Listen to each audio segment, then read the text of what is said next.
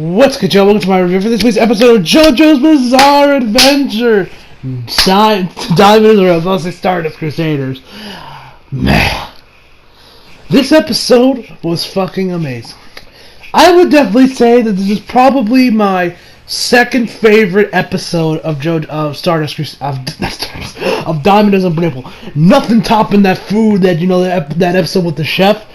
I have never laughed so hard in my entire life from watching an anime from like JoJo, and I don't see anything topping that episode until Kira really takes the main focus of the series, which that new OP. It looks like Kira's finally making his entrance, and he's finally coming into the series, which I'm hyped to see because I've heard so many great things of Kira, and I want to know if he's worth the hype.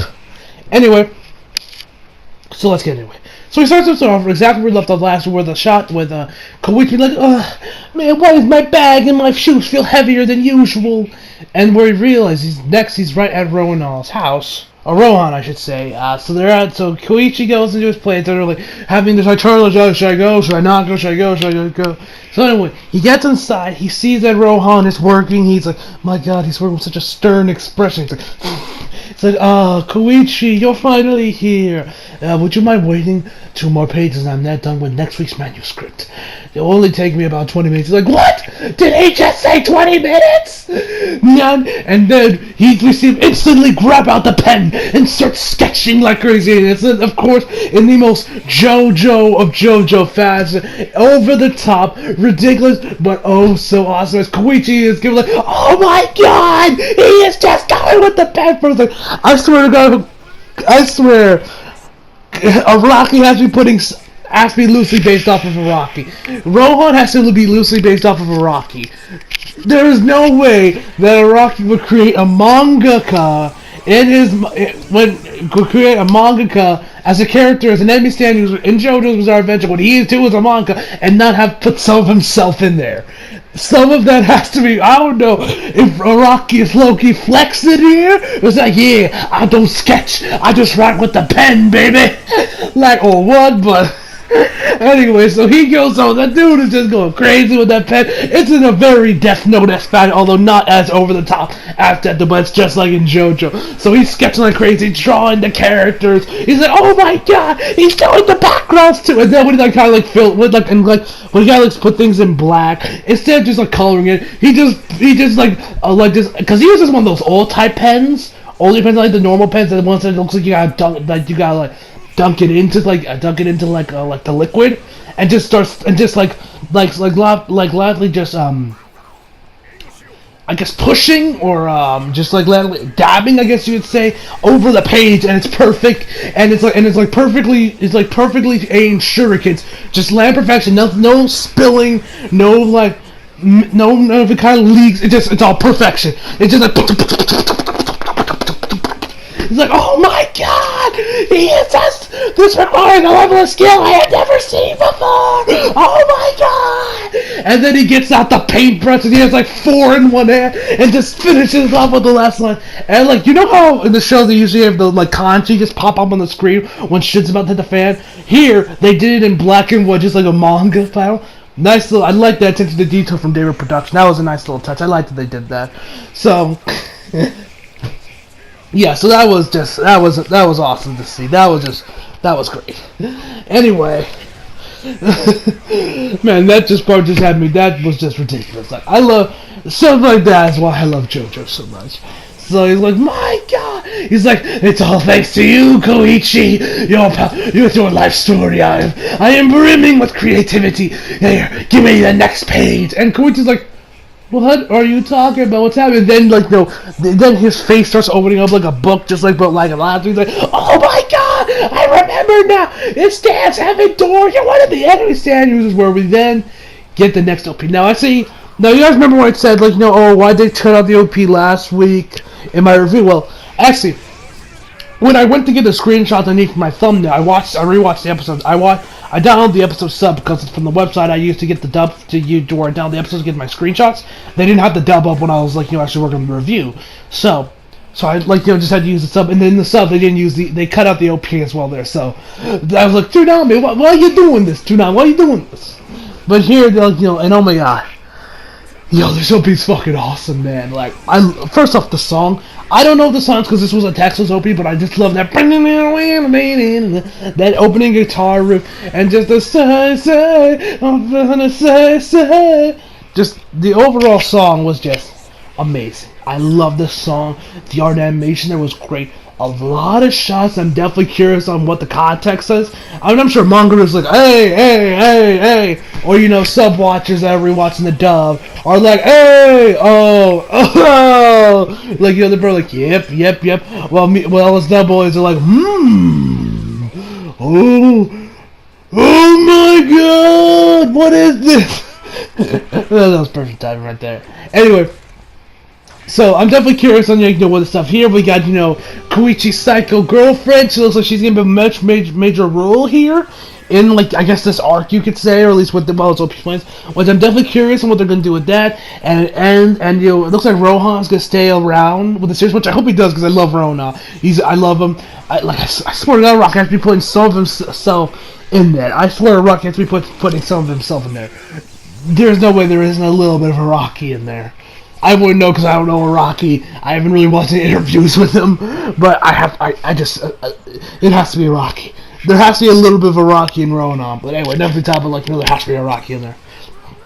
Anyway, so Rohan, so the end of the OP with this final shot of all the crew facing out against this bad guy with Josuke being the one that's leading it, and it looks like that's Kira. I hope it's Kira because it looks like that we're finally gonna get to see some Kira, which I do hope we can see because I want to know what all the hype is about with our boy Kira. So that's enough of me about gushing about the OP. So then we got Rohan ripping up page where he says I know you lose weight every time you when I rip about a page, but you don't mind because I feel a masterpiece in the work. So yes. If you predicted that the fact that Koichi was losing weight because of Rohan, cutting out, ripping out his pages, then congratulations, you are a great prognosticator. Which I think even I said, I think even I predicted that had something to do with it. So I guess that also makes me a great prognosticator too. Besides, because I'm pretty sure I did mention that there was probably something that had something to do with that. So anyway, right as he rips out the page, somebody rings the doorbell and they're like, "What the hell? Who's at the door?" So Rohan goes up to the shining diamonds, Josuke Higashikata, and Okuyasu Nishimura, the hand. And so he's like, whatever. They don't really matter. I don't really care for them in the current moment. And then he looks back, and Koichi's gone as he's slowly crawling down the stairs, although it looks like he fell down them around the air. He's like, I have to warn them! I have to fight Josuke and Koichi! And I have to fight Josuke and Okuyasu! They have to help me get me out of here! That's literally my best Koichi impression. So he falls down the stairs, it looks like, because it was in a first-person perspective, makes his way to the door, and then we slowly see the pages come back into his face, and they're like, oh, hi, Josuke, and like as if he the previous just 5 minutes into her. So it looks like. And later on, we see, when he said, the sign that, on the little thing he wrote on Koichi's pages was, I cannot attack the mangaka Rohan Kishibe. So what I think that also includes is that he can't tell his friends who he is, or tell him what his powers are, or anything that would put him at a disadvantage. I would assume that's probably why it also gives him memory loss. That's my assumption, and it looks like I was right. So I guess that makes me also okay. I'm done. Okay, I'm done being a narcissist. Anyway. So he's like, oh, hi, and he's like, oh, hey, yeah, we saw you were kind of late for school, so we decided to tell you. He's like, oh, yeah. He's like, oh, you want to see a mangaka work? He's like, yeah, would you like the character in? He's like, and Okuyasu like, you know anything about, is he famous? He's like, dude, I'm not really well versed in manga. The dude's slipping my mind, but the guy that was with Koichi last week, he was bitching to Josuke for not knowing this one manga, which. What was that dude's name? It's slipping my mind right now at the current moment.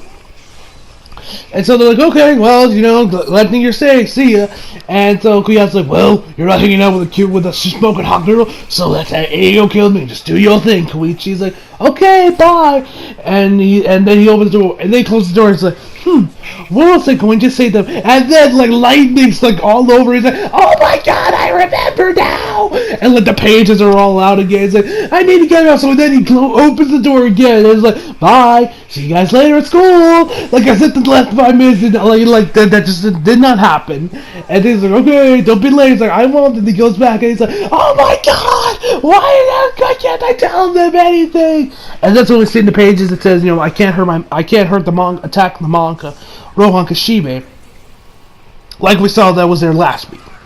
So he makes his way upstairs, and he's still working on his mom. He's like, Koichi, your experiences are so great. I need more. Like, the man has lost it. He's like just blinded by his creativity to to work on his manga. And then he's like, what? I sense an intruder here. Koichi, what did you tell him while you were down there? He's like, I didn't tell them anything, dude. I don't know what's going on, man. I get memory loss when I leave this house for some reason. So then we see that that Okuyasu just chilling outside the window, being like, what up? And he's like, yes, Okuyasu Kishibe, Okuyasu Nijimura. So, I was about to say Kishibe. Okay, so yeah, Uncle Yasu's like, well, you manga doodling asshole, I'm here to beat the living shit out of you. Uncle Yasu, where he's like, well, yes, you have a complex. Yes, your stand is called the Hand, and you have a complex with your dead brother, Keijo, or Kensho, or something along those lines. Whenever you have to make a difficult decision, you wish he was there to make it for you. Isn't that right? He's like, what? How the hell did you know about that? Tell me, where'd you learn this information? Excuse me. And he also tells, they ask Koichi, hey man, tell me everything you got on a stand. He's like, right, and he couldn't speak. He's like, oh no! He can't speak. He can't say anything that would put Rohan at a disadvantage. He's like, just don't look at him. So then he summons his dead in the head and goes to punch Rohan but then he puts the manga panel or the manuscript or the page he was on, and the hand kind of collides with it, and then he just kind of just falls to pieces and just goes into the book form thing that Koichi was in. So he's in there too, and he's a lot worse than Koichi, because Koichi was just his hand, the top of his hand opened up, his fingers opened up, his face, as well as the top part. It's just Okuyasu. He lost his whole form. He just fell to the ground. He's just all low, and his whole body turned to book pages essentially. And so he's like, Koichi, and he's like, I know you're hiding there, Josuke Higashikata. Why do you think he's hiding there? And then he asks Koichi, why do you think he's hiding there? To figure out, a strategy to defeat you. Yes, that's exactly what I was thinking, a very astute observation.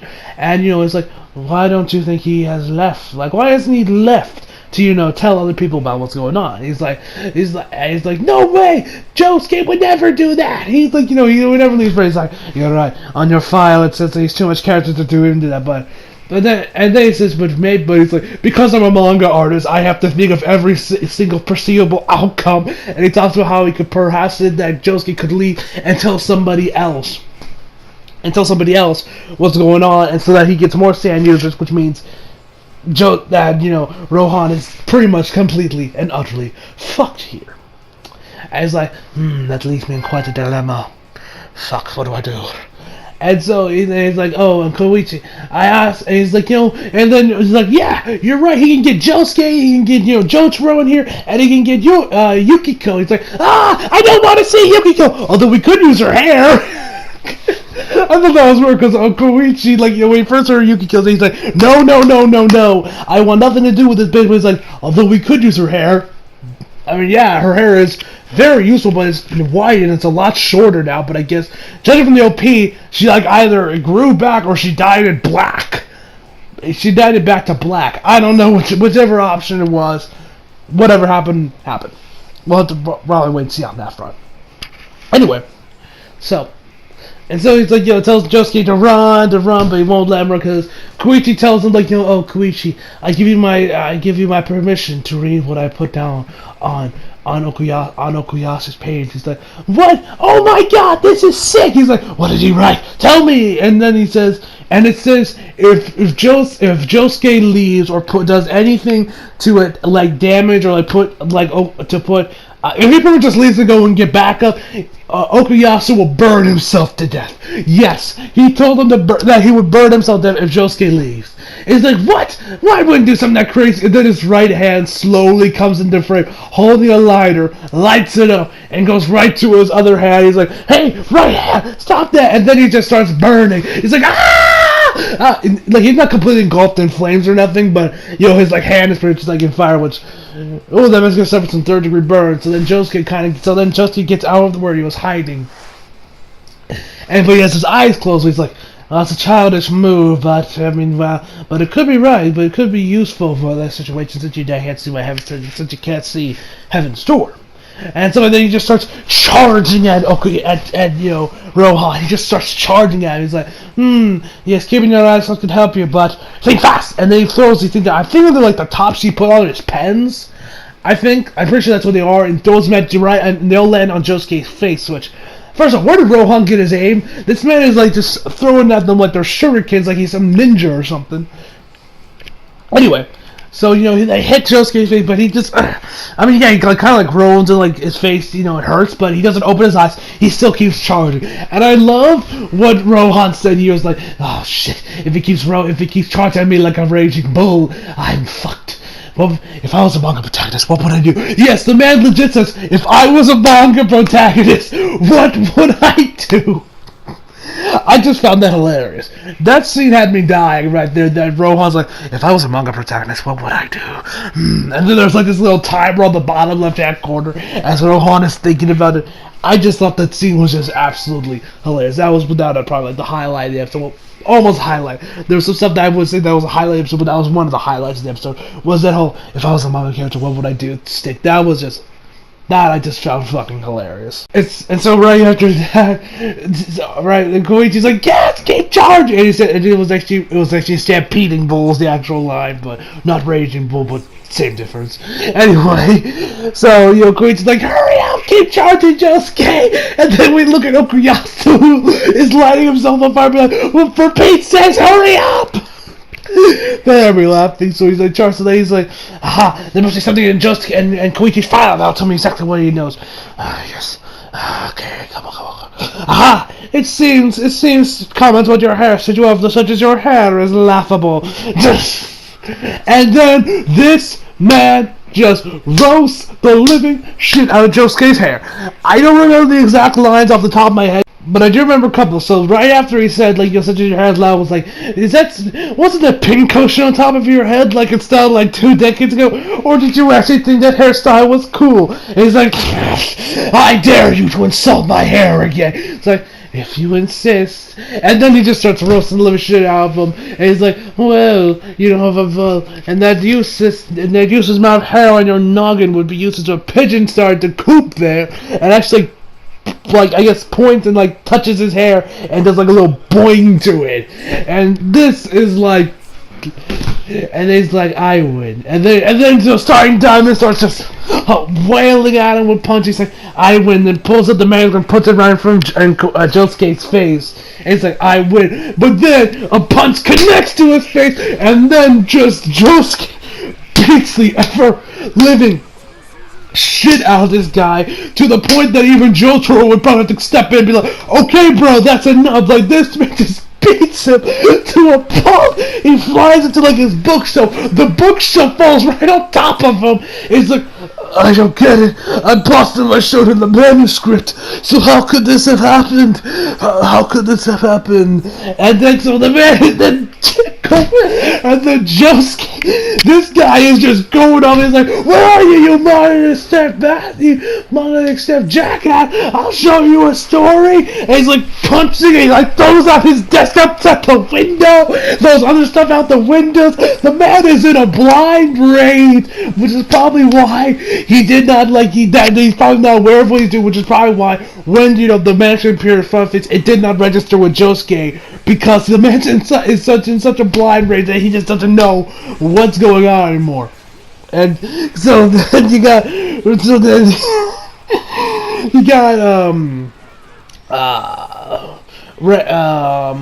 Rohan, his name slipped my mind. It was about to slip my mind again. Rohan, it was like, this was the fastest person that not even Koichi knew about.